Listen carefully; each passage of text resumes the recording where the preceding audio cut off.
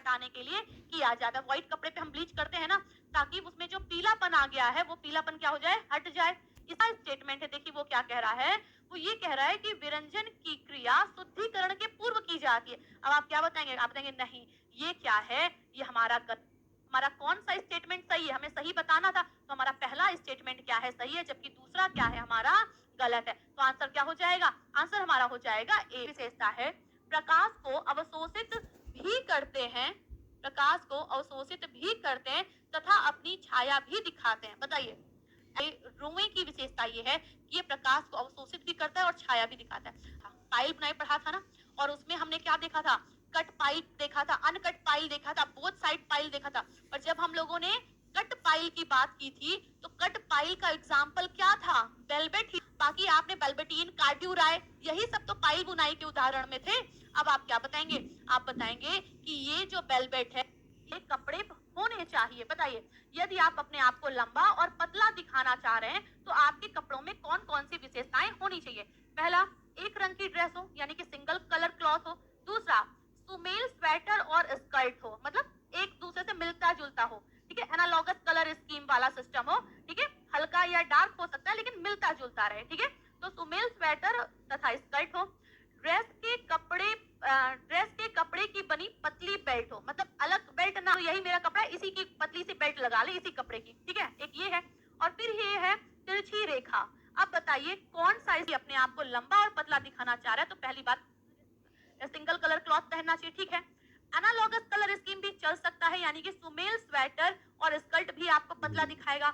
आपने क्या किया है, जिस तरीके का आपका कपड़ा है, जो ड्रेस है, उसी से बनी हुई, आपने देखा है ना बहुत सारे प्लाजो वगैरह में आता है, जो आपका पैंट है, प्लाजो है, उसी की बेल्ट लगी हुई है, ठीक है, उसी का नॉट लगा हुआ है, तो वो भी आपको क्या करेगा, पतला और लंबा दिखाएगा। ये गलत कब हो जाता है, जब हम विपरीत और चौड़ी बेल्ट लगाते, तो चौड़ी बेल्ट और विपरीत कलर की बेल्ट हमारी हाइट को थोड़ा दबाती है। लेकिन यहाँ पर क्या है, ड्रेस के कपड़े की बनी पतली बेल्ट है, ठीक है।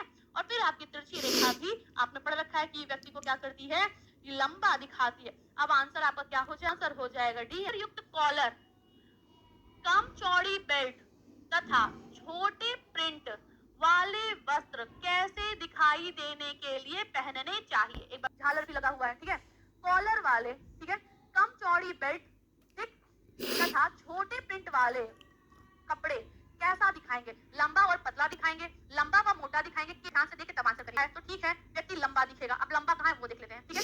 झालर, अगर आपके कपड़ों झालर जो है ये मोटा दिखाता है, ठीक है, ये जो फ्रिल्स, तो ये आपको क्या करेंगी, ये आपको थोड़ा आपकी ये बेल्ट भी आपको क्या करती है, आपको मोटा दिखाती है, लेकिन चलो फिर भी ये कम चौड़ी है, इसको भी फिर मान लेते हैं। छोटी प्रिंट वाला है तो आपको क्या दिखाएगा, बड़ा दिखाएगा, यानी लंबा दिखाएगा। तो अगर हम पूरे को एकदम देखें ना, सारी चीजों को मिला करके देखें, तो आपका आंसर क्या आएगा, व्यक्ति अगर इतनी विशेषता वाला कपड़ा पहन रहा है तो वो कैसा लगेगा, वो लंबा व मोटा, लंबा और मोटा लगेगा, क्योंकि उसने आता है। बताइए उसे हम क्या कहते हैं, क्या उसको फ्लिपर्स कहते हैं, या बॉयलर सूट कहते हैं, सुपर सूट कहते हैं, या फिर उसको न्यूक्लियर सूट की बात करें, वहां पर जो काम करने वाले लोग हैं वो उनके परिधान जो हैं वो क्या करते हैं, वो पूरे पूरे इलेक्ट्रॉनिक होते हैं, बहुत सारी चीजों से क्या बॉयलर सूट कहा जाता है। जल्दी से आंसर करिएगा, जो आपका कपड़ा है, कपड़े का जो बाहरी रूप है, यानी कि जो हमें दिख रहा है, ठीक है, उस पर किन किन चीजों का प्रभाव पड़ता है। आपके पास 5 ऑप्शन है, बुनाई है, परिसज्जा है, और आपका एक है रेशों के स्रोत का। बताइए पड़ता है और क्या पड़ता है, परिसज्जा, फिनिशिंग कैसी की गई है, इसका भी असर पड़ता है। आंसर क्या हो जाएगा, आंसर आपका हो जाएगा डी, ठीक है,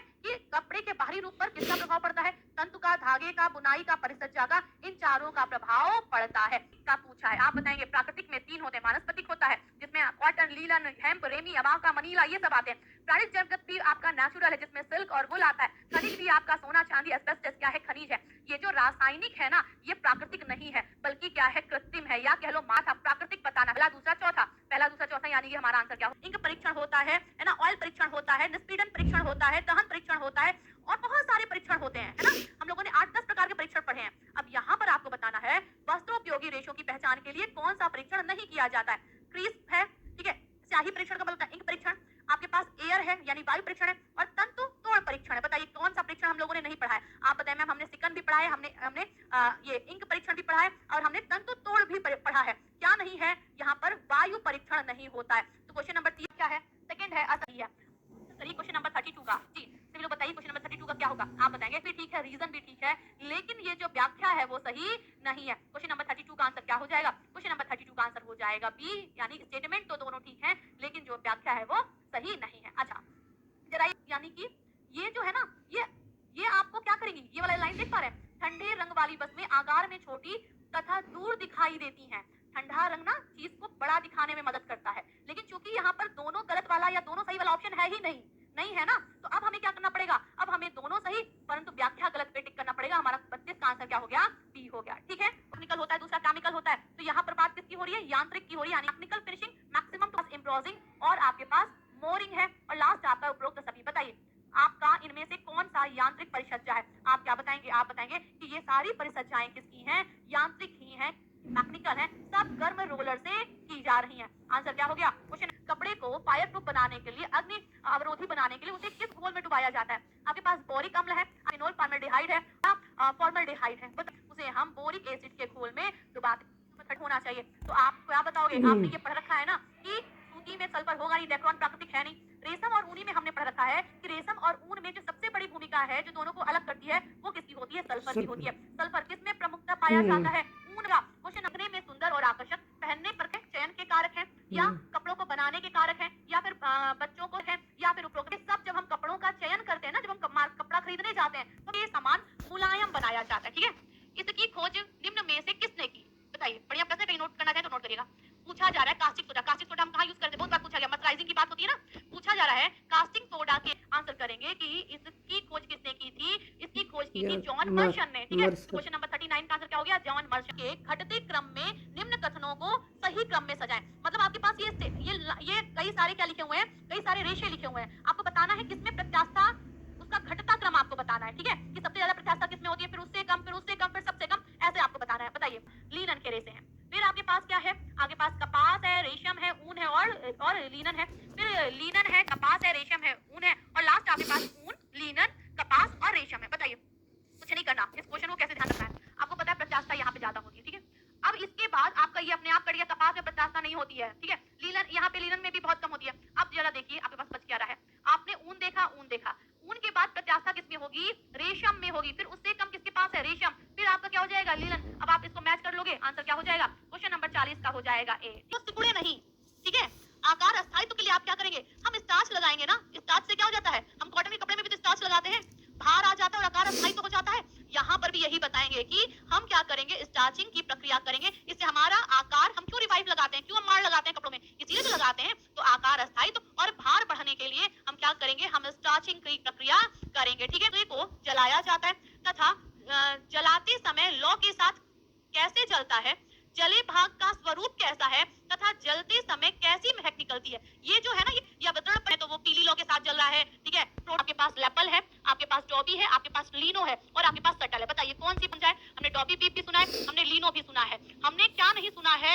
हमने सटल नहीं सुना है। अगर बुनाई में नहीं सुना है तो सुना कहाँ है? हमने सटल को सुना है कहाँ पर? जब हम क्या पढ़ रहे थे? लूम पढ़ रहे थे, है ना, जब हम करने पर पिघलते हैं, जिसे निम्न गुण या नाम से जाना जाता है। आपके पास सिंथेटिक है, दूसरा आपके पास थर्मोप्लास्टिक है, आपके पास ज्वाला परीक्षण है। इनमें से कोई नहीं। अब आप खुद सोचिए, अगर हम यहाँ पे बात कर रहे हैं कि कपड़ा क्या है? एक थर्मोप्लास्टिक है ना, थर्मोप्लास्टिक फाइबर है। ये क्या है? थर्मोप्लास्टिक है। ये देखिए, एक ना ऑप्शन देखिए, यहाँ पर आप क्या बताएंगे? यहाँ पे तो ये प्राकृतिक और कृत्रिम, सॉरी प्राकृतिक है, ज्यामिति है, मिश्रित है, अमूर्त है, आधुनिक है। ठीक है, धार्मिक डिजाइन, ये सब तो लिखा नहीं है। अब आपको क्या बताओगे? आप बताएंगे डिजाइन के कितने प्रकार होते हैं? 2 प्रकार के होते हैं। एक आपका स्ट्रक्चर यानी कि संरचनात्मक डिजाइन होता है, दूसरा होता है डेकोरेटिव अर्थात सजावटी डिजाइन होता है। अब आप क्या बताएंगे? आप बताएंगे पहला, एक आपका क्या है? संरचनात्मक व सज्जापूर्ण। सज्जापूर्ण का मतलब हो गया सजावटी, जिसको अलंकारिक भी कहा जाता है, और इंग्लिश में क्या कहते हैं? डेकोरेटिव कहते हैं। ठीक है, ये आपका संरचनात्मक है, जिसको रचनात्मक भी कहते हैं, और इसी को स्ट्रक्चर डिजाइन कहते हैं। आंसर हमारा क्या हो जाएगा? क्वेश्चन नंबर 46 का आंसर हो गया सजावट है, आकार है, लाइन है, या डिजाइन है? बताइए क्वेश्चन नंबर 47, जल्दी से आंसर करिएगा। एक बात है, हमें जब हमें ये हमारे दिमाग में होता है ना कि हमें ये घर ही सजाना है, या मान लो कोई कपड़ा ही है, हमें उस कपड़े को सजाना है। ठीक है, तो जैसे ही हमारे दिमाग में सजावट की बात आती है ना, हम आ लेते हैं कि हम ये वाली डिजाइन बनाएंगे, है ना। जब हमें रंगोली बनानी होती है, अभी हम अपने दिमाग में एक डिजाइन प्लान कर लेते हैं। ठीक है, फिर हम बाकी सारी लाइन, आकार, सजावट सब कुछ क्या करते हैं? उसी के अकॉर्डिंग करते हैं। डाल ले क्या सुनियोजित जोर से खींच। आंसर क्या आएगा? डिजाइन। ये क्या होता है? सुनियोजित प्लान का हिस्सा। फिलामेंट का किसमें होता है? मीटर में होता है। और आयात का मतलब होता है भेज रही है, अर्थात निर्यात कर रही है। अब आपके पास आशन है, बेंगलुरु है, सूरत है। आपको तो वैसे भी पता होगा, सूरत हो जाएगा। ठीक है, रे से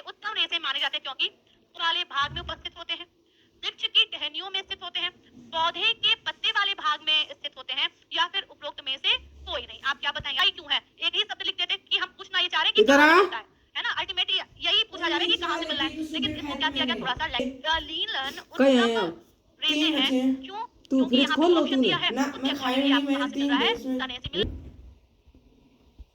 कौन सा है, ए है, तो यही हमारा सही हो गया। ठीक है, ओके, चलिए आगे बारे में कौन सा स्टेटमेंट सही है वही बताना है। देखिए, वानस्पतिक रेसे सेलुलोज से बनते हैं। दूसरा है, इसके रासायनिक संगठनों में कार्बन, हाइड्रोजन और ऑक्सीजन शामिल है। तीसरा है, सूती में 91% सेलुलोज और लीनन में 70% सेलुलोज पाए जाते हैं। और लास्ट उपरोक्त सभी बताइए सेलुलोज क्या होते हैं। बिल्कुल ठीक है, इनका रासायनिक संगठन क्या होता है, कार्बन, हाइड्रोजन, हमारे लिए फ्रेंडली है, ह्यूमन बॉडी फ्रेंडली है। देन सूती में 90%, 91% ये भी ठीक है, लीलन में भी ठीक है। आंसर क्या हो जाएगा कि ये सारे के ही सारे स्टेटमेंट क्या हैं, कैसे उसको कम करते हैं, हम कैलेंडरिंग करते हैं, लेकिन जो हम घर पे कर रहे हैं वो घरेलू है। और यही चीज जब क्या होगी आपके मील में होगी, ठीक है ना, जैसे कोई भी मील हो गया, ठीक है, कोई भी कारखाना हो गया जहाँ पे कपड़ा बन रहा है, तो उसको हम क्या कहते हैं, कैलेंडरिंग कहते हैं। ठीक है, तो आप क्या बताएंगे, आप बताएंगे इसका आंसर क्या हो जाएगा, डी होगा। ठीक है, रंगत यानी कि ह्यू है। बताइए क्या पूछा जा रहा है, रंग का एक आयाम है, अनुपात कहा जाता है, ह्यू कहा जाता है। ह्यू का मतलब ही होता है रंग, है ना, ह्यू का मतलब क्या होता है, रंग होता है। आंसर क्या हो जाएगा, स्पिनिंग।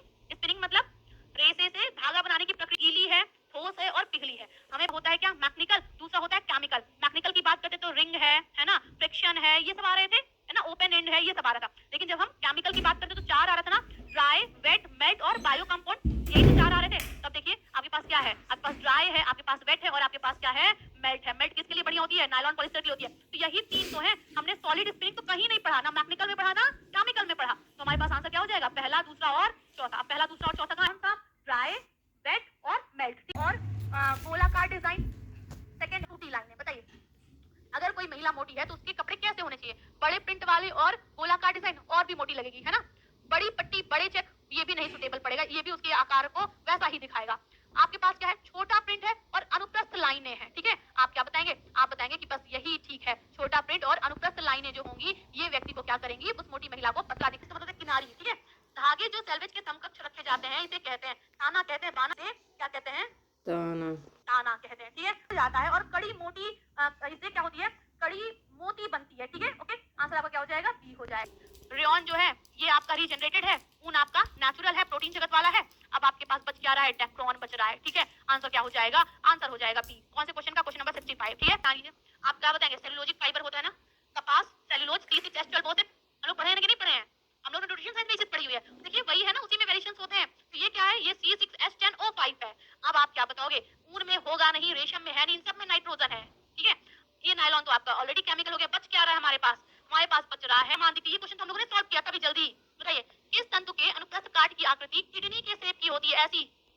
आपके पास क्वेश्चन नंबर 69, आंसर करेंगे कॉटन। कॉटन जो होता है हमारा सूती जो है, उसका जो अनुप्रस्थ काट है वो कैसा है, किडनी के शेप का है। ठीक है, आपके पास है लीनन, आपके पास जूट, कोयर, ये तीनों किससे प्राप्त होते हैं, ये तीनों प्राप्त होते हैं तने से। बताना क्या है, कौन तने से प्राप्त नहीं हो रहा है। ये जो कोयर है ना, कोयर मतलब क्या, कोयर क्या होता है, नारियल की छाल वाला ना, तो आप क्या बताएंगे, इसी को कोयर कहा जाता है। और ये क्या है, ये तने से प्राप्त नहीं होता है। ठीक है, एक कपड़े से दूसरे कपड़े पर फैब्रिक में पैटर्न शेप ट्रांसफर करने, डॉट ट्रांसफर करने के उपयोग में लाया जाता है, वो है आपके पास ऑप्शन क्या है, टेलर चौक है, आपके पास आयल है, आपके पास फ्लैशिंग व्हील है और आपके पास नॉर्मल लोग भी अपने घर पे करते हैं ना यूज प्रेसिंग पेपर का, करते कि नहीं करते हैं, हम लोग प्रेसिंग पेपर का यूज करते हैं ना, भी आएगा। इसको हम क्या कहते हैं, प्रेसिंग भी नहीं है।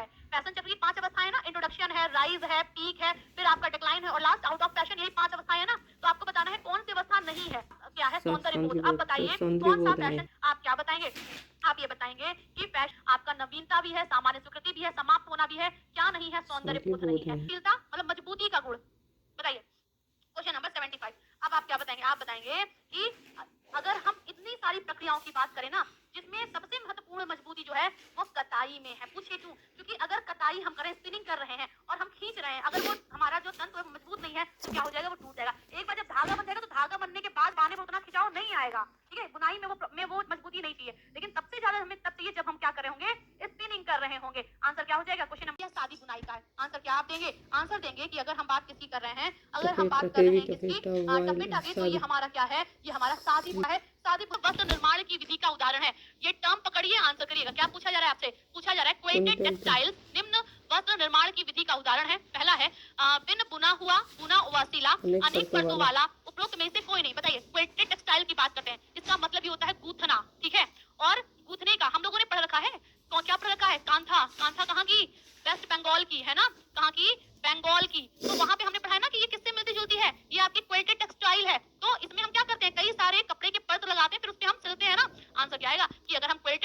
की बात करें तो ये किसका उदाहरण है? ये अनेक परतों का, जल्दी से आंसर करिए। और ये क्वेश्चन अभी हम लोगों ने किया भी था शायद, बताइए किस प्रकार के धागों में फिलामेंट होते हैं? आपके पास क्या है? कोर स्तन है, आपके पास सम्मिश्रित है, आपके पास बहुघटक यानी कि आपके पास बहुघटक है, और लास्ट आपके पास नोवेलिटी धागा है। आंसर आप क्या बताएंगे? क्वेश्चन नंबर 78, जल्दी से आंसर करिए। आप आंसर क्या करेंगे? हमारा वो कौन सा होगा? यानी कि मल्टीपल फिलामेंट यान होगा। में रुई की पट्टियों को सोडा एस तथा सोडियम हाइड्रोक्साइड के साथ उबालकर ब्लीच कराया जाता है। वो ब्लीच किससे हो रहा है? क्या वो क्लोरीन से हो रहा है, या फिर आपका हाइड्रोजन पेरोक्साइड से हो रहा है, ब्लीचिंग पाउडर से हो रहा है, या इन तीनों से ही हो जा रहा है? आंसर क्या आएगा? आंसर आप देंगे कि अगर हम क्या कर रहे हैं, क्लोरीन से, ठीक है, ओके, क्या करते हैं? क्लोरीन से, ठीक है, ओके, चलिए आंसर हो गया आपके। फिर आपका है मॉर्डेंट से पक्के होते हैं जो कि पर्यावरण मित्र हैं। प्राकृतिक रंजक हमारे कैसे होते हैं? अधिक पर्यावरण मित्र, और वहां पर हम क्या करते हैं? वहां पे हम कैसे पदार्थों का रहित होते हैं। क्वेश्चन नंबर 80 का आंसर क्या हो गया? ए हो गया, ठीक है, ओके। अच्छा, क्या आपको एक प्रश्न याद आ रहा है जो कि अजरक और कलमकारी से है? कलमकारी मतलब मछलीपट्टनम, याद आ रहा है? वहां पर हम क्या करते हैं? वहां पे हम कैसे पदार्थों का यूज करते हैं, बताइए। अगर हम अजरक की बात करें और अगर हम कलमकारी की बात करें, तो यहाँ पर जो भी हम प्रोडक्ट लेते हैं, जिन जिन चीजों को मिला करके हम कपड़े को रंग रहे होते हैं, उस पे प्रिंट कर रहे होते हैं, वो सब के सब क्या होते हैं? जरा बताइए, क्या वो सिंथेटिक होते हैं, नेचुरल होते हैं, या मिक्स होते हैं, या करेंगे कि ये नेट 2017 का प्रश्न है, और ये दोनों जो स्टेटमेंट है वो हमारे क्या है? सही है, ठीक है, ये दोनों स्टेटमेंट हमारे क्या है? सही है। और हमारा जो क्रॉस डाई है ये हमें विपरीत रंग देता है, ठीक है। वहीं पर जब हम यूनियन डाई की बात करते हैं ना, तो यूनियन का मतलब होता है एकता, ठीक, तो यूनियन जो है वो हमें एक समान रंग देता है। यहाँ पे लिखा भी यही है, क्रॉस डाइंग के कारण कई रंग के कपड़ों का निर्माण हो सकता है, ठीक है। इसमें दो या ज्यादा प्रकार के तंतु अलग अलग डाई भिन्न भिन्न रंग के बन जाते हैं। आंसर क्या हो जाएगा? सी हो जाएगा, ठीक है, ठीक है। नेचुरल, बहुत बढ़िया, वेरी गुड, जिसने भी आंसर किया बहुत बढ़िया। आपका चाहे आपका ये अजरक हो या फिर आपका कलमकारी हो, दोनों में ही सारी चीजें ए टू जेड सब नेचुरल यूज होता है, बहुत बढ़िया। चाहे भूरा रंग है और एलानिन निर्मित रंग है। आंसर करिए, हो गया नील के पौधों का प्रयोग। नील के पौधों से हमको क्या मिलता है? इंडिगो मिलता है, चलो ये हो गया। प्राणिज रंग हमें कहाँ से मिलता है? प्राणियों से मिलता है, कीट पतंगों से मिला है। खनिज रंग हमें कहाँ से मिल रहा है? खनिज रंग हमें मिल रहा है ये जो हमने पढ़ा था ना, क्रोम भूरा, क्रोम लाल, क्रोम मरून, ये तो हमें भूरा रंग मिल गया। कृत्रिम और संश्लेषणात्मक रंग, ये क्या है? हमारा एलानिन निर्मित रंग है, ये आपका केमिकल है। अब बाटिक क्या है? बाटिक प्राप्ति है, 7वीं है, 8वीं है, 9वीं है। आंसर क्या आएगा? आंसर आपका आएगा कि चीन में बाटिक प्रिंटिंग की कला 7वीं शताब्दी समय तक से है। वो हमारी क्या थी? प्राकृतिक थी। यही हमारा जो कॉटन है, लीलन है, ये सब क्या हो जाएगा? आंसर आपका हो जाएगा। या फिर आपका पराबैंगनी प्रतिरोध, आंसर क्या आएगा? पॉलीथीन फाइबर में क्या होता है? आपका पराबैंगनी आता है। पैरासूट के लिए हम क्या जाता है?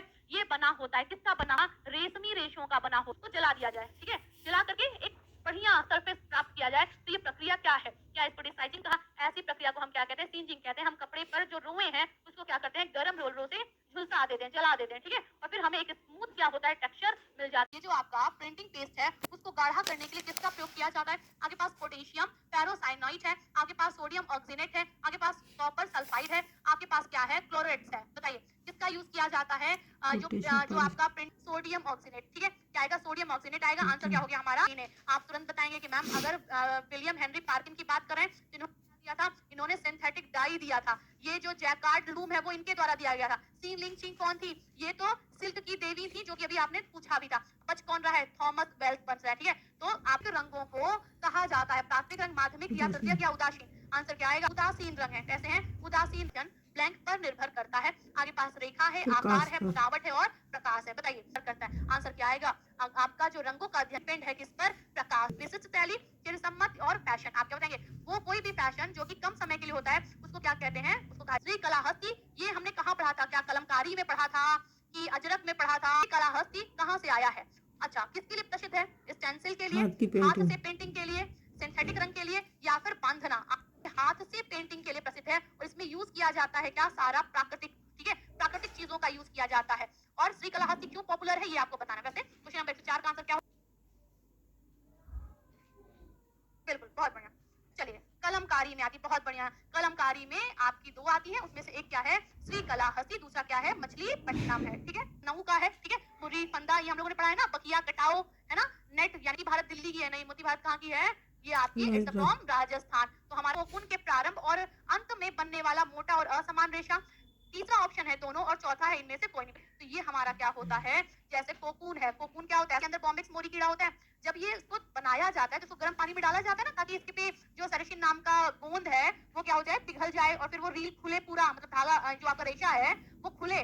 तो जब हम इस कोकून को खोलते हैं ना, तो जो इसकी स्टार्टिंग जहाँ से होती है और जहाँ पे एंड होता है, वहाँ के जो रेशे होते हैं ना, वहाँ का जो सिल्क होता है वो सब अच्छा नहीं होता है, वो असमान होता है, मोटा होता है, पतला होता है, मतलब अच्छा नहीं होता है। बीच क्रिया नहीं होती है और अंत में बनने वाला मोटा और असमान जो रेशा है उसी को क्या कहा जाता है? उसी से जो सिल्क रीलिंग व स्पिनिंग की प्रक्रिया व अन्य मशीन की क्रिया से प्राप्त व्यर्थ रेशे की बात करें तो ये भी हमारा स्पन सिल्क का ही एग्जाम्पल है। और इसमें क्या होता है, जो हमारा जब हम रीलिंग मतलब लपेटते हैं में चले जाते हैं तो वही जो आपके व्यर्थ रेशे है ना सिल्क वाले, उन्हीं को क्या कहा जाता है? स्कैप सिल्क के नाम से जाना जाता है। ठीक है, क्वेश्चन नंबर 109 का आंसर क्या हो गया? तो को तैयार करने हैं तो तने में से बीज और पत्तियों को अलग करने की प्रक्रिया क्या कहलाती है? ये जो हमारी प्रक्रिया है ना, जिसमें हम क्या कर रहे हैं, अलग कर रहे हैं, है ना, इसको क्या कहा जाता है? रीपलिंग कहा जाता है। और गलाना का मतलब क्या होता है? रेटिंग होता है। लेकिन ये रेटिंग नहीं हो रहा है। रेटिंग में हम सब कुछ साफ साफ करके उससे पॉसिब जो हमें चाहिए होता है ना तना, उसको साफ करके सारा पत्ती बीज हटा करके हम सब उसको पानी में डालते हैं। It's called rating process. ठीक है, लेकिन हम क्या कर रहे हैं, जो हमारा पेड़ है ना, जहाँ से हमने ये लिया है बेसिकली, उसके तंतु से जो बीज है, पत्ते, ये सब अलग तने में से तंतु अलग करने की प्रक्रिया क्या कहलाती है? अभी जिसके बारे में हमने एक्सप्लेन किया ना, वही प्रश्न है। क्या इसको हम गलाना यानी कि रेटिंग कह रहे हैं, इसको कताई कहा जा रहा है, इसको रिपलिंग कहा जा रहा है, या फिर इसको ट्विस्टिंग कहा जाएगा? फ्लैक्स का जो पौधा है, जब आप उसको साफ सुथरा करके उसे पत्ती बीज हटा रहे थे, उसको रिपलिंग कहा जाता है। साफ करने के बाद उसको गट्ठर बनाया जाता है। गट्ठर बना करके तालाब में बहते पानी में, मतलब 4 प्रोसेस है इसके, हम उसमें से कोई किसी एक का चुनाव करके हम उसको क्या करते हैं, उसको पानी के में डाल देते हैं। और क्यों डालते हैं? ताकि क्या हो जाए, वो जो आपका तना है, ठीक है, उससे तंतु यानी कि जो फाइबर है वो निकाले जा सके। और यही प्रक्रिया क्या कहलाती है? की कहलाती है, गलाने की कहलाती है। 111 का आंसर क्या हो गया? ए हो गया। स्टूडेंट ये तो है ही है, क्या नहीं है? तह लगाना। तह लगाने का मतलब पता है क्या होता है? मोड़ना। कपड़े को हम फोल्ड करते हैं ना, तो ये जो मोड़ना है यही क्या है? 116। आंसर करिए। आप क्या बताएंगे? आप ये बताएंगे कि जो हमारा रील्ड सिल्क होता है ना, हाँ, लपेटे हुए रेशम को रेशम के धागे में परिवर्तित करने के लिए वो जो बटाई की प्रक्रिया हो रही है, उसी को क्या कहा जा रहा है? थ्रोइंग प्रोसेस कहा जा रहा है। ये आपका जो रील सिल्क होता है ना, रील जो भी दो होते हैं ना, एक आपका रील सिल्क होता है, दूसरा स्पन सिल्क होता है, तो ये रील सिल्क में ये प्रोसेस होता है, इसी को क्या कहता है? थ्रोइंग के नाम से जाना जा रहा है। ठीक है, जो लपेटा हुआ सिल्क है उससे सिल्क का धागा बनाने के लिए हम जो उसपे बटाई करें, हालांकि बहुत ज्यादा बटाई होती नहीं है सिल्क की तो क्वालिटी ही फिलामेंट वाली है, लेकिन फिर भी यही प्रक्रिया भी क्या कहलाती है? थ्रोइंग की कहलाती है, जो हम लपेट रहे हैं। यान के उपचार की प्रक्रिया को कहा जाता है वार्पिंग कहा जाता है, विमिंग कहा जाता है, साइजिंग कहा जाता है, या फिर ड्राइंग इन कहा जाता है। क्वेश्चन नंबर 119 आंसर करना है। आप क्या बताएंगे? इसे क्या कहा जाता है? साइजिंग कहा जाता है। ठीक है, साइजिंग एजेंट के साथ दाना यान के उपचार की प्रक्रिया को क्या कहा जाता है? साइजिंग कहा जाता है। क्वेश्चन नंबर 119 का आंसर क्या हो गया? सी हो गया। होता है ना, हेडल होता है, पढ़ते हैं ना। इसी तरीके से अब यहाँ पे हेडल है, आंसर क्या होगा? ये जो आपका हेडल है, ये करघे का एक घटक है जिसका उपयोग रास्ता बनाने के लिए किया जाता है। और इस रास्ते से जाएगा कौन? इस रास्ते से जाता है आपका सटल। क्या लेकर के जाता है? लेकर के जाता है फिलिंग यार्न। ठीक है, भराई वाला धागा लेकर के जाता है। कब किया जाता है? जब हमें जटिल पैटर्न बनाना हो। क्वेश्चन नंबर 121 का आंसर क्या हो गया? सी हो गया है। ठीक है, क्वेश्चन नंबर 122 का आंसर क्या हो गया? क्वेश्चन नंबर टेक्सटाइल, चिकित्सा, भू या पारिस्थितिकी। आप क्या बताएंगे? इंटेलिजेंट टेक्सटाइल हमारा स्मार्ट टेक्सटाइल के नाम से जाना जाता है। ठीक है, ये देखिए, ये क्वेश्चन मैं इसलिए यहाँ पे लेके आई हूँ ताकि आपकी किताब में मिलेगा नहीं, बट एग्जाम में आया हुआ है। ठीक है, तो एक बार यहाँ पे ध्यान से इसको देख लेना, आपके फिर से रिकॉल हो जाए, ये इसलिए है। इंटेलिजेंट टेक्सटाइल है, क्या है आपका? Smart textile. आंसर हमेशा उसके कोड के बिहाफ पे दिया जाता है। ठीक है, आंसर क्या हो गया? Smart textile. गया है पॉलीयूरेथीन, पॉलीथीन, पॉली बन गया है क्या? पॉलीयूरेथीन। क्वेश्चन नंबर 124 आंसर कर दिए। आंसर क्या आएगा? कि नाइट्रोसेल्यूलोज विधि, जो कि रेयन है एक टाइप का, ठीक है, तो नाइट्रोसेल्यूलोज विधि द्वारा रेयन निर्माण में रुई की पट्टियों की प्रतिक्रिया कराई जाती है। किससे कराई जाती है? आंसर आपका आएगा नाइट्रिक एसिड तथा सल्फ्यूरिक एसिड से। 1 का आंसर क्या हो गया? बी हो गया। ठीक है, छोटा मोटा नाम नहीं है। आप लोग जब भी की बात करते हैं तो हमारे दिमाग में विकास का अर्थ क्या होता है? ये गुणात्मक और मात्रात्मक दोनों परिवर्तन को अपने में क्या करता है? समाहित करता है। क्वेश्चन नंबर 2 का आंसर पीओ, वो आपका जो फूड प्रोडक्ट ऑर्डर है, आपका एसेंशियल कमोडिटीज एक्ट है, अनिवार्य आवश्यकता वाला। और एक आपका एमआरटीपी। एमआरटीपी क्या है? एकाधिकार जो था, जो मोनोपोली सिस्टम चल रहा था, उसको रोकने के लिए क्या किया गया था? ये एक्ट लाया गया था। कब लाया गया था? 1969 में। पढ़ते हैं, है ना, जो आपकी 4 प्रमुख विधियां हैं, कौन कौन सी हैं? आपने देखा भी है ना, कई सारी विधियों की बात करते हैं, जैसे 4 प्रमुख विधियां हैं, कौन कौन सी हैं? आपने देखा भी है ना, कई सारी विधियों की बात करते हैं, जैसे निग्लेक्ट है एक आपका, एक परमिसिव स्टाइल ऑफ है, ठीक है, एक अथॉरिटेरियन है, एक अथॉरिटेटिव है, ऐसे करके 4 प्रमुख क्या हैं? पालन पोषण की विधियां हैं। अब उन विधियों में बहुत सारी चीजें समाहित होती है ना। यहाँ पर प्रश्न ये पूछा गया, फीडिंग रोकना यानी कि स्तन त्यागन है, लेकिन अगर हम पालन पोषण की बात करें तो वहां पर देखिए भोजन ग्रहण कराना पालन पोषण में आता है। ठीक है, फीड करवाना या फीड छुड़वाना दोनों ही क्या है? एक अलग अलग समय पर की जाने वाली प्रक्रियाएं, और दोनों ही चाइल्ड रेयरिंग। मान्यता 1 से 2 वर्ष में किया जाता है, ये भी आपका क्या है? चाइल्ड रेयरिंग में आता है। बाल विकास नहीं आता है। और लास्ट आपका क्विंग है। आप क्या बताएंगे? आप ये बताएंगे कि अगर हम भाषा दोष की बात करें, दोष होता है, दूसरा आपका जो होता है वो वाणी का दोष होता है। एक लैंग्वेज होता है, दूसरा स्पीच होता है। ठीक है, अब यहाँ पर इन तीनों को आप क्या बता देंगे? दोष बता देंगे। लेकिन ये जो क्विंग है ना, क्विंग मतलब होता है थूकना, है ना, और ये क्या है? ये लैंग्वेज डेवलपमेंट की एक स्टेज है। ठीक है, जब बच्चा बोलना सीख रहा होता है, जब उसके लैंग्वेज का डेवलपमेंट हो रहा था, तब वो क्राइंग, सबसे पहले बच्चे की भाषा क्या है, बच्चे की सबसे पहली भाषा जो है वो क्राइंग होती है। क्राइंग के बाद फिर क्या आती है, क्विंग क्विंग आती है, आती ठीक है, है, कूकने की आवाज, फिर बैबलिंग, बैबलिंग, बलबलाना आता है, देन फिर फिर वो आपका गेस्चर। आगे की प्रक्रियाएं करता है, उच्चारण करता है, ठीक है, और फिर तमाम प्रक्रियाएं करता है। तो ये क्विंग क्या हो गया, ये एक तरीके से लैंग्वेज डेवलपमेंट का एक स्टेप दोष है। लेकिन ऊपर का ये जो आपका लिस्पिंग है, आपका स्टरिंग है और आपका स्टैमरिंग है, ये क्या है, ये आपके डिसऑर्डर्स हैं, यानी कि 80 दिन की बात होती है। और अगर हम सप्ताह की बात करते हैं तो कितना सप्ताह हो जाता है, लगभग 37। लगभग 40 सप्ताह का जिक्र होता है ना से। तो या अपरिपक्व जन्म का मतलब हो गया जब बच्चे ने अपना 9 माह कंप्लीट नहीं किया, 10 चंद्रमास या 2 क्या कहा जाता है, अपरिपक्व कहा जाता है। तो ही रीजन आपके क्या हो सकते हैं, सरल व व्यवहारिक है, ठीक है। निम्न में से न्याय 10, न्याय 10 का मतलब क्या, रिसर्च, जब हम रिसर्च करते हैं तो हमें डाटा कलेक्ट करना पड़ता है ना, हम डाटा कलेक्ट करते हैं, हम ये बताते हैं रिसर्च में कि हम सैम्पलिंग किसके ऊपर कर रहे हैं, मतलब हमारा ये हमारा, जैसे मान लीजिए जस्ट एग्जांपल, मैं चाहती हूँ किशोरियों के मानसिक स्थिति का मान लीजिए, तो सबसे पहले मैं किशोरियों को लूंगी। अब ये जो किशोरी है ना, वो आपकी क्या हो गई, पॉपुलेशन हो गई, उसमें से मैं सारी किशोरियों को का स्टडी तो नहीं कर पाऊंगी ना, मैं कुछ लोगों को लूंगी, और जो मैं वो कुछ लोगों को ले रही हूँ वही हमारा क्या कहलाता है, सैंपल कहलाता है, न्याय दर्श कहलाता है। तो न्याय दर्श की कौन सी विधि सरल व व्यवहारिक है, आपके पास निर्देशन है, हमारे पास आंसर जो है वो हो जाएगा देव निर्देशन। ये चारों शैलियों में से या चारों सैंपलिंग के प्रकार में से सबसे सरल और व्यवहारिक कौन सा है, आपका रैंडम। सबसे महत्वपूर्ण और सबसे प्राथमिक कार्य क्या 12 है, मार्च को आपके पेपर पास खत्म है ना। आयोजन है, निर्णय है, नियंत्रण है, उद्देश्य है। आप बताएंगे कि देखिए यहाँ पर आयोजन तो पहली बात गृह प्रबंधन का क्या है, प्रथम स्टेप है, नियंत्रण भी क्या है, गृह प्रबंधन का स्टेप है, ठीक है। उद्देश्य वह जो उद्देश्य जिसकी वजह से हम मैनेजमेंट कर रहे हैं। अगर हम, आपको पता है कि गृह प्रबंधन को निर्णयों की श्रृंखला कहा जाता है, जल्दी जल्दी बता दीजिए, गृह प्रबंधन को निर्णयों की श्रृंखला, और जो सबसे प्रारंभिक कार्य है वो क्या है, निर्णय लेना, डिसीजन मेकिंग प्रोसेस होता है, ठीक है, ओके। जब हम डिसीजन ले लेते हैं, जब हम मैनेजमेंट करने जा रहे होते हैं ना, तो भी हम एक्चुअल में डिसीजन ले चुके होते हैं। क्या डिसीजन होता है उसमें, कि हाँ हम मैनेजमेंट, और अच्छा निखिल और डार्सी ब्रास कैंडल सब बता रहे हैं, बहुत बढ़िया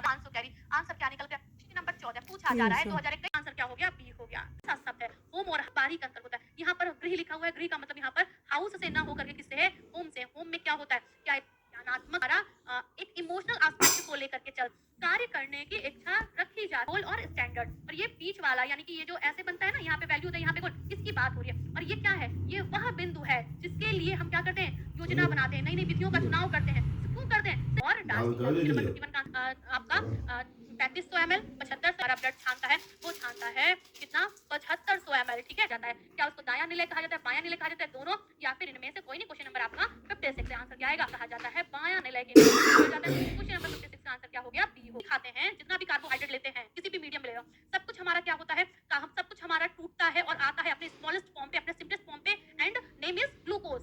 अब यही ग्लूकोज हमारे शरीर में ऊर्जा देने का काम करता है, लेकिन जब हम ज्यादा खाते हैं ना, तो ये ग्लूकोज क्या हो जाता है, हमारे शरीर में अतिरिक्त हो जाता है और जा करके स्टोर होने लगता है, कहाँ पर, हमारे लीवर और मसल ग्लाइकोजन के फॉर्म में। ग्लाइकोजन था ना, वो फिर से कन्वर्ट हो जाता है किसमें, ग्लूकोज में, और हमें ऊर्जा देने का काम करता है। तो ये जो आपका ग्लाइकोजन का कौन सा है, आपके पास ग्लूकोज है, प्रोटीन है, आप बोलो मैम ग्लूकोज तो यही सिंपलेस्ट फॉर्म में कुछ करने वाला है नहीं, प्रोटीन तो मेकिंग का, बिल्डिंग का, मेंटेनेंस का काम कर रहा है। बच क्या रहा है हमारे पास, ग्लूकागॉन ही, ग्लूकागॉन लगा रखते हैं। केंद्र के दोनों ओर क्या रखी गई है, समान दूरी कब आता है, भार की वस्तु रखी गई है, उसे हम क्या कहते हैं, औपचारिक संतुलन कहते हैं, अनौपचारिक संतुलन कहते हैं, दोनों कहते हैं, इनमें से कोई ऐसी वस्तुएं रखी है, एक समान भार की रखी है, उसे हम क्या कहते हैं, उसे हम औपचारिक संतुलन कहते हैं। इसी औपचारिक संतुलन को ना हम जानते हैं, क्या कहते हैं, इसी को हम सममितीय संतुलन कहते हैं। क्या कहते हैं, सममितीय संतुलन कहते हैं। इसी को व्यवस्थित संतुलन भी कहते हैं। कौन सा, व्यवस्थित कहिए या फिर सममितीय संतुलन की है, ठीक है। तो का आंसर क्या हो जाएगा, आ गया। क्वेश्चन नंबर 60 का आंसर हो गया, ठीक है।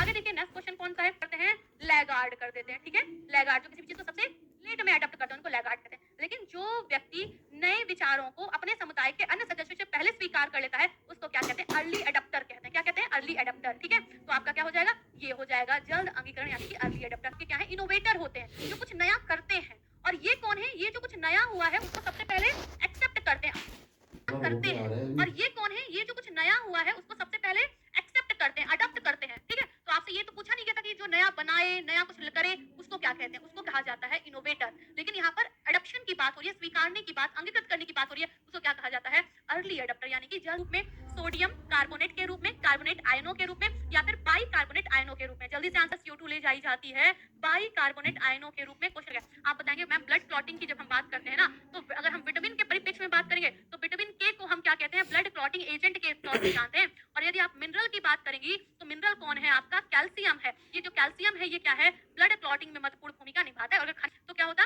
अगर खनिज पूछा गया है तो कैल्शियम, और अगर विटामिन पूछा जाता है तो आपका क्या है, विटामिन के होता है, ठीक है। प्रथम किसने खोजा था, रोनाल्ड रॉस ने। क्वेश्चन नंबर 69 का ए हो गया। आगे देखिए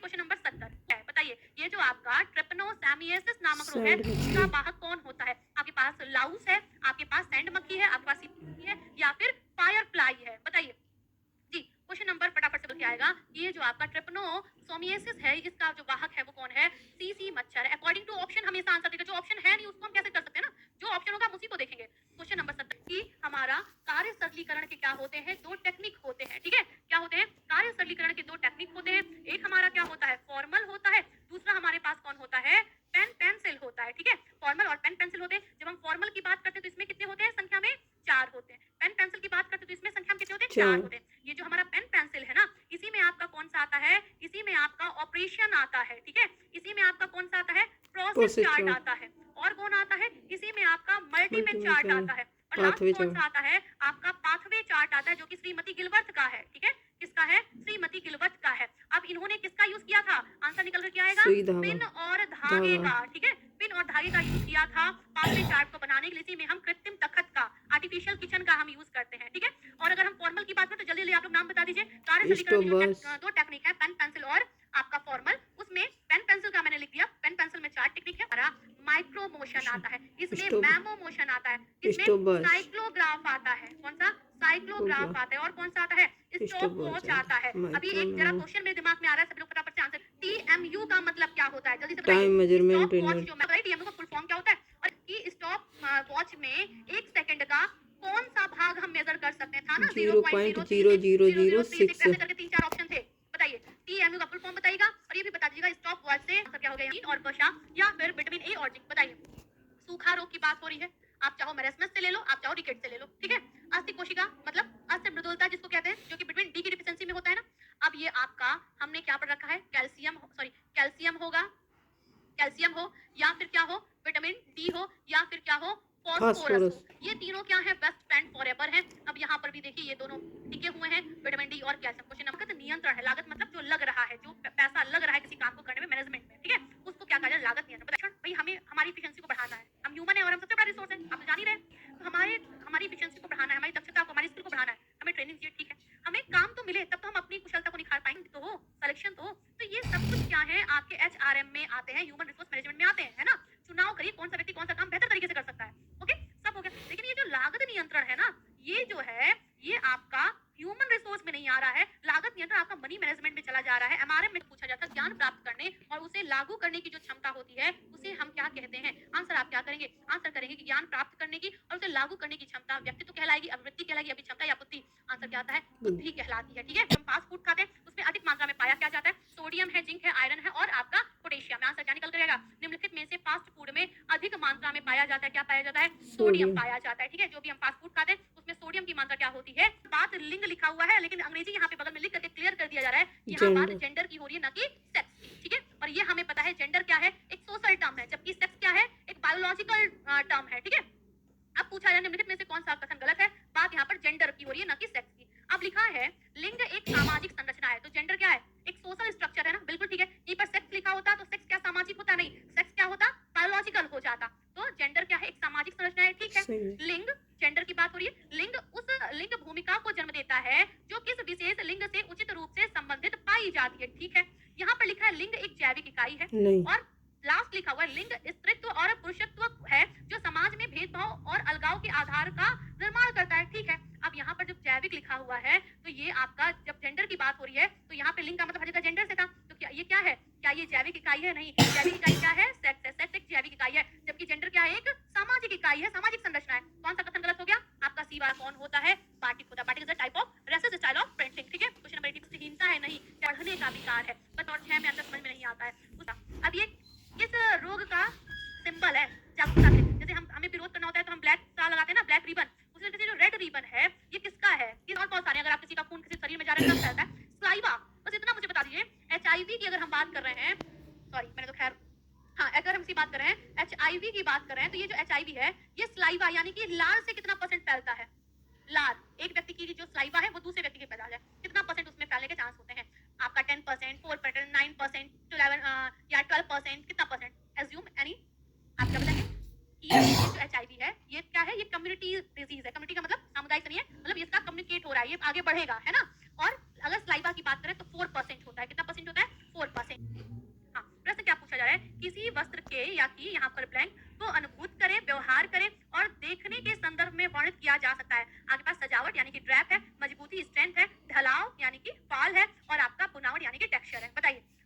आएगा? हाँ जी, अब आंसर क्या आएगा? आंसर आएगा किसी वस्त्र के या चीज को अनुभूत करने, व्यवहार करने और लिखने के संदर्भ में वर्णित किया जा सकता है किसको? टेक्सचर को। हम कहते हैं ना टेक्सचर क्या है? अब आपने कला के तत्वों में पढ़ा है, कला के तत्व आकार, डिजाइन, है ना? या तो आप क्या करिए, तंतु रंग लीजिए, है ना, मतलब फाइबर रंगिए, या तो आप यान यानी कि धागा रंगिए, या फिर आप पीस डाई करिए यानी कि फैब्रिक रंगिए, कपड़ा रंगिए, है ना? तो पूछा ये जा रहा है कि कताई, कताई का मतलब स्पिनिंग, स्पिनिंग से ही तो हमें धागा मिलता है ना, तो इसके पहले, धागा बनने के पहले यानी कि ये वाली जो अवस्था है ना, रेशे वाली, तो रेशे वाली जो अवस्था है, हाँ, रेशे वाली अवस्था में जो आप रंग रहे हो उसको क्या कहेगा? उसको टॉप स्टॉक ही कहा जाएगा। अब पीस डाई तो ये तीसरा वाला हो गया, ये सूत डाई तो ये आपका हो गया धागा, बच रहा है टॉप और स्टॉक। बताइए जल्दी से बताइए, क्वेश्चन नंबर 40 कौन सा? क्वेश्चन नंबर 94 आंसर क्या आएगा? Stock dye. की बात होगी तो आप बताएंगे इन्होंने तो क्या किया था? रेयॉन की खोज करी थी ना, कौन सा? जो आपका सबसे पहला रेयॉन था, कौन सा वाला था? नाइट्रोसेल्यूलोज, नाइट्रोसेल्यूलोज रेयॉन की खोज की थी, ठीक है? अब आपके पास क्या है? विलियम हेनरी पार्कर, ठीक है? क्वेश्चन नंबर 95 में से कोई आंसर क्या आएगा? अगर हम एसिड डाई की बात करते हैं ना, तो ये जो हमारा सॉरी, अगर हम बेसिक डाई की बात करें तो हमारा किसमें घुलनशील है? इट्स अ वाटर से छापने की सबसे प्राचीन हस्त विधि है। हस्त का मतलब हाथ वाली चीज है। आंसर क्या आता है? ठप्पा को है। बताइए आंसर क्या आएगा? आंसर आएगा कि इंडिगो जो है वो क्या है? वेट डाई में आता है। क्वेश्चन नंबर 90 डाइंग के लिए करते हैं, या फिर उसको बुनाई के लिए, है ना, या फिर उसको वीविंग के लिए, बुनाई के लिए यूज करते हैं, या फिर फिनिशिंग के लिए अर्थात रिसर्च यूज करते हैं। आंसर क्या निकल कर जाएगा? कि ये जो हमारा ज़ैगनबर्ग मशीन है इसका वाई के लिए करते हैं, या फिर रंगाई यानी कि डाइंग के लिए करते हैं, या फिर उसको बुनाई के लिए, है ना, या फिर उसको वीविंग के लिए, बुनाई के लिए यूज करते हैं, या फिर फिनिशिंग के लिए अर्थात रिसर्च यूज करते हैं। आंसर क्या निकल कर जाएगा? कि ये जो हमारा ज़ैगनबर्ग मशीन है इसका उपयोग किसके लिए किया जाता है? डाइंग प्रोसेस के लिए किया। का विकास कर रहे हैं, मतलब हमारा जो ऑब्जेक्ट है जिसकी वजह से हमें काम करना है उसका विकास हम कब करते हैं? नियंत्रण में करते हैं, है ना, या नियोजन में करते हैं, या फिर नीति निर्माण में करते हैं, या फिर मूल्यांकन में करते हैं। मैं आप बोलो कि मूल्यांकन में थोड़े ना करेंगे, मूल्यांकन में तो हम ये करते हैं कि जो हमने बनाया वो हमें मिला कि नहीं मिला। कंट्रोलिंग में भी हम ये नहीं करते हैं। कंट्रोलिंग तो हमारा हम उद्देश्य को प्राप्त करने के लिए जब हम काम कर रहे होते हैं ना, तब हम कंट्रोलिंग करते हैं ताकि स्मूथली हमारा काम चलता रहे और हम अपने ऑब्जेक्ट को क्या कर सके? प्राप्त करते हैं। बच क्या रहा है? आपका बच रहा है प्लान, ठीक है? क्वेश्चन नंबर 12 होती है और इसको क्या किया जाता है? अध्ययन की सुविधा के हिसाब से दो हिस्से में बांट दिया जाता है। एक आपका क्या होता है? प्री होता है, प्री चाइल्डहुड यानी कि पूर्व बाल्यावस्था। दूसरा क्या होता है? उत्तर बाल्यावस्था यानी कि लेट चाइल्डहुड। जब हम प्री चाइल्डहुड की बात करते हैं तो ये आपका 2 से 6 साल तक का होता है, और जब हम लेट की बात करते हैं तो ये कितना होता है? 6 से 12 साल का होता है ना। अब यहाँ पे 6 से, यहाँ पे पूर्व बाल्यावस्था पूछा गया यानी प्री चाइल्डहुड, यानी कि 2 से 6 की व्यवस्था की बतानी है। पहला पूर्व साले, पूर्व साले का मतलब पता ही होता है प्री स्कूल एज, ठीक है? दूसरा समूह पूर्व यानी कि समूह को कहा जाता है गैंग, और पूर्व मतलब पहले यानी कि प्री गैंग एज, ठीक है? जिज्ञासु क्यूरियोसिटी वाली एज। उपयुक्त सभी आंसर निकल कर आएगा होगी, है ना। 2 साल का बच्चा कहीं स्कूल जाता है? नहीं जाता है। गवर्नमेंट भी ये कहती है कि 5 साल तक बच्चे को घर पे रखिए, है ना। ये जो आपकी न्यू एजुकेशन पॉलिसी आई है 2020, उसमें ये बात मेंशन है कि 5 साल तक अपने बच्चों को घर पे रखिए। 5 साल का जब बच्चा हो तब फिर उसके बाद उसको स्कूल भेजिए पढ़ने के लिए। तो ये आपका प्री स्कूल एज है। जब बच्चा स्कूल जाएगा तभी तो गैंग बनेगा उसका, है ना। जब वो विद्यालय जाएगा, जब उसका समाज का दायरा बढ़ेगा तभी तो गैंग बनाएगा। तो ये आपका क्या है? ये भी आपका पूर्व गैंग एज है यानी कि प्री गैंग एज है। क्यूरियोसिटी इस एज में बहुत ज्यादा होती है। आंसर क्या हो जाएगा? उपरोक्त सभी। अच्छा वही ना, तो खाली इसमें से पूर्व हटा दीजिए। ये कौन सी एज हो जाएगी? ये आपकी सालीय एज है यानी कि स्कूल गोइंग एज है, ठीक है। ये क्या है? ये समूह यानी कि गैंग एज है, ये 6 से 12 वाली, ठीक। आपका आंसर क्या हो जाएगा? 103 का आंसर हो गया। क्लियर हो गया? सबसे सरल जो प्रकार है और जो पुराना है उसको क्या कहा जाता है? लीनियर ऑर्गेनाइजेशन यानी कि रेखीय संगठन कहा जाता है, ठीक है। प्रश्न आपका क्या था? प्रश्न जो आपका है, हाँ ठीक है जी, आपका प्रश्न ये पूछा जा रहा है कि संगठन संरचना का सबसे पुराना और सबसे सरल जो प्रकार है वो कौन सा है? क्या वो लंबवत संगठन है या कार्यात्मक है, रेखीय या रेखीय और स्टाफ है? आंसर क्या आएगा? ये जो हमारा लीनियर ऑर्गेनाइजेशन एक कार्य को प्रेरणा प्रदान करने वाले कारक है, स्टेटमेंट है, ठीक है। क्वेश्चन नंबर 105 का आंसर कितना होता है? अभी पास पहला ऑप्शन है 90। आंसर आपका क्या आ जाएगा कि हमारा जो लार है, जो स्लाइपा है, उसमें पानी का जो अमाउंट है वो कितना होता है? वो होता है 99.27%, ठीक है। 507 का आंसर आपको करना है। कार्य निष्पादन, वहां पर ब्लैंक का सीधा संबंध होता है यथार्थता। कर रहे हैं ना, ओके। कार्य निष्पादन का मतलब कोई भी काम है हम कर रहे हैं, हम आखिर में आपको पढ़ा रहे हैं, हमारा टारगेट है 125 प्रश्न आपको करवाने हैं, ये हमारा काम है और ये हम क्या करें? उसको निष्पादित कर रहे हैं। तो मेरे काम के निष्पादन का सीधा संबंध किसे? हमारी यथार्थता से, वास्तविकता से। कुछ जरूरी है हम इसको कंप्लीट करें। लागत और गति ये भी क्या है? हमारा मैटर करता है। अगर हम आपको बहुत स्लो पढ़ाएं तो भी ठीक नहीं है, अगर हम आपको बहुत मतलब बहुत ज्यादा तेज पढ़ाएं तो भी ठीक नहीं है। हम ये भी देखें कि ये जो हमारा कार्य निष्पादन हो रहा है उसकी कॉस्टिंग कितनी पड़ रही है। अब हम इतना हाईटेक मटेरियल नहीं यूज कर सकते जो कि हमारा फिर क्या हो जाए, हमें बिल्कुल हमारी लागत ही खत्म हो जाए। लागत खत्म होने का मतलब ये है इतनी लागत लग जाए कि हमारे पास कुछ बचे ही। पहले तो उसकी यथार्थता एक सैद्धांतिक पक्ष है, फिलोसफर पक्ष है, उसकी पूर्णता और लागत और गति, ठीक है। आंसर क्या हो जाएगा? उपरोक्त सभी हो गया। शिक्षित किया जाता है, बताइए किसको? हाँ जी, किसको शिक्षित किया जाता है बताइए? कस्तूरबा गांधी मजदूर गांधी बालिका विद्यालय है ना, इसमें उन बालिकाओं को पढ़ाया जाता है जिनकी परिस्थितियां सही नहीं होती हैं, अर्थात अनुकूल नहीं होती हैं, व्यवहार करेंगे। बताइए, प्रत्येक समाज में ब्लैंक तय करता है कि विभिन्न जेंडर, जेंडर क्या है, सामाजिक पक्ष हमने समझा था अभी और एक प्रश्न भी सॉल्व किया था ना। प्रत्येक समाज में ब्लैंक तय करती है कि विभिन्न जेंडर के लोग कैसा व्यवहार करेंगे, आर्थिक स्तर पर, स्थिति पर भी निर्भर करता है, ये उनके राष्ट्रीय जो कानून है उस पर भी, और सामाजिक और सांस्कृतिक प्रथाओं पर। और ये दोनों तो एकदम 100% आपके सामने होता है। तो हो सकता है इकोनॉमी में आ जाए, लेकिन चूंकि आपके पास दो बेटर ऑप्शन है तो आपका आंसर क्या हो जाएगा, डी हो जाएगा। ठीक है, आंसर आपका क्या हो जाएगा, डी हो जाएगा। को निम्न में से किस प्रकार सुधारा जा सकता है, जल्दी से आंसर करिएगा। ठीक है जी, कार्य शैली है या जो आपका उत्पादन है वो बढ़ जाए। क्वेश्चन नंबर 1 क्या है, आंसर करिएगा। आप क्या बताएंगे, आप ये बताएंगे कि हम क्या कर दें, हम उत्पादकता में वृद्धि कर दें और त्रुटियों को कम करें। भाई गलती कम होगी है ना, तो हमारा काम अपने आप अच्छा हो जाएगा। और हमको क्या करना है, कार्यस्थल पर कार्य की प्रभावशीलता को ही तो सुधारना है। अगर हम गलती करेंगे तो सुधरेगी कि घटेगी, आप कहते हैं प्रोडक्शन में बढ़ोतरी कर लें या फिर त्रुटियों को कम करें, जो हमारे एरर्स हैं उनको कम कर दें। आंसर क्या हो जाएगा, आंसर आपका हो जाएगा क्वेश्चन नंबर 1 से 11। या विद्यालय छोड़कर चली गई है, बताइए कौन सी योजना में आता है। उन बालिकाओं को प्राथमिक शिक्षा तक आवासीय विद्यालयों में शिक्षित करने की योजना है जो कभी विद्यालय में दाखिल नहीं हुई है या विद्यालय छोड़कर चली गई है। ठीक है, ओके, बात समझ में आ, चलिए हाँ, क्या क्या कार्य अर्थपूर्ण कहलाएगा, आप बता दो मैम। हम वो काम कभी भी अर्थपूर्ण नहीं होगा जो समाज के लिए क्या होगा, अनुपयोगी। इसको काट दीजिए। पूरी जिम्मेदारी के साथ किया गया काम अर्थपूर्ण काम होगा और मानसिक संतुष्टि के लिए किया गया काम भी अर्थपूर्ण। दूसरा है तकनीकी अक्षमता, तीसरा है आपका चुनौतियां और लास्ट आपका है संकट। बताइए आप क्या बताएंगे, आप बताएंगे कि कार्यस्थल पर उत्पादकता को बढ़ाने के लिए हम क्या करते हैं। देखिए, संकट मतलब क्राइसिस, चुनौतियां, ठीक है, टेक्नोलॉजिकल क्षमताएं, ठीक है, डिसेबिलिटी, सुकार्य की। आप आंसर क्या, इसमें पॉजिटिव वर्ड ही एक है, वो भी कौन सा, अर्गोनॉमिक्स। ऐसा वातावरण देगा ताकि जो कर्मचारी है वो बेहतर तरीके से काम कर सके, चोट को लगने से बचाता है। जो दुर्गा दीजिए, राजस्थान से संबंधित क्या है, अल्पना राजस्थान से संबंधित है। अल्पना की बात करें तो कहाँ की है, इट्स फ्रॉम बंगाल। मंडना कहाँ की है, राजस्थान की है। और यही मैंने पूछा था, आंसर करिएगा बी। ये सतिया धरना, बताइए ये फ्लोर का ही है ना, फ्लोर डेकोरेशन का एक प्रकार है। जल्दी से आंसर करिए, सतिया धरना जी। हाँ, फटाफट से बताइए। पोषण विशेषज्ञ का निम्न में से के लिए महत्वपूर्ण भूमिका निभा सकते हैं। ये 5 कार्ड, ये 5 कुछ नहीं है।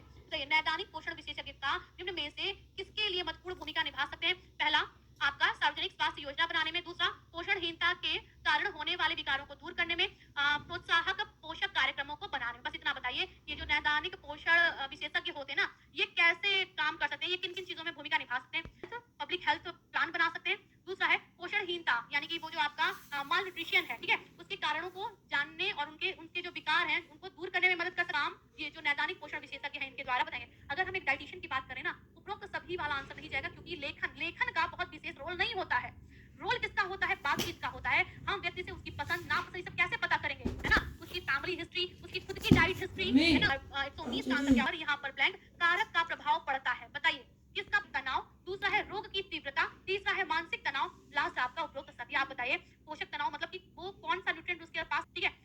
रोग की तीव्रता मतलब अब हम मान लो किसी को पीलिया हुआ है, ठीक है, तो अब हम उसको प्रोटीन उसका क्या करते हैं, कम करते हैं ना, थोड़ा सॉरी, प्रोटीन का अमाउंट हम उसके रोग के अकॉर्डिंग कम या ज्यादा करते हैं ना। मधुमेह किसी को हुआ है तो मधुमेह में हम क्या करते हैं, चीनी का अमाउंट कम करते हैं। लेकिन क्या हम एकदम चीनी देना बंद कर देंगे, मतलब कि चिकित्सीय आवश्यकता है। और आपका क्या है, मानसिक तनाव है। ठीक है, तो पूछा जा रहा है रोगी की चिकित्सीय आवश्यकताओं को पूरा करने के लिए समायोजित किए जाने वाले आहार को क्या कहा जाता है। रेगुलर डाइट, क्या उसको नियमित डाइट कहेंगे, या फिर उसको औषधीय आहार कहेंगे, संशोधित आहार कहेंगे, या फिर चिकित्सीय आहार कहेंगे। क्वेश्चन नंबर 121 का आंसर है परिवर्तन कर रहे हैं। ठीक है, रोगी की चिकित्सीय आवश्यकताओं को पूरा करने के लिए एडजस्ट जो हम कर रहे हैं, ठीक है, समायोजित किए जाने वाले आहार को क्या कहा जाता है, संशोधित आवश्यकता वाले व्यक्ति के लिए तैयार किया जाता है। बीमारी के अनुसार केवल डॉक्टरी नुस्खे पर उपयोग किया जा सके उसका नाम बताइए।